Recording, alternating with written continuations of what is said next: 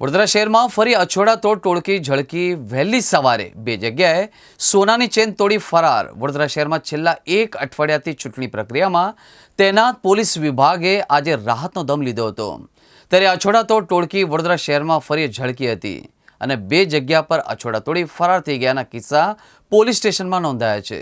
આજે વડોદરામાં વહેલી સવારે લાફિંગ ક્લબની સખીઓ સાથે ચાલવા નીકળેલી મહિલાના ગળામાંથી 3.5 તોલા સોનાનો અછોડો તોડીને અજાણ્યા શખ્સો ફરાર થયા હતા।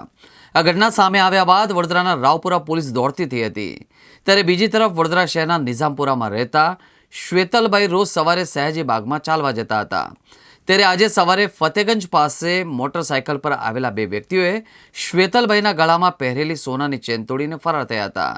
એ પછી થોડી જ વારમાં તેનાથી થોડે દૂર MS યુનિવર્સિટીની BBA ગ્રાઉન્ડમાં ચાલવા જનાર સંદીપભાઈના ગળામાંથી સોનાની ચેન અને કંઠી ખેંચી શખ્સો ફરાર થયા હતા।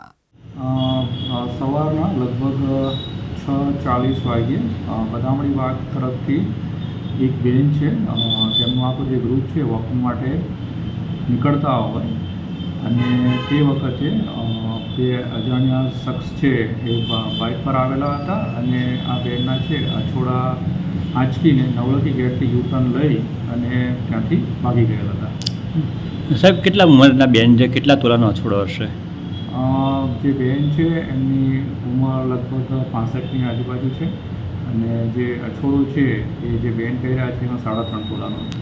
સાહેબ, કોઈ CCTV ફૂટેજ કંઈ ચેક થયા હોય ને કંઈ મળ્યું હોય આરોપીનું સગડ?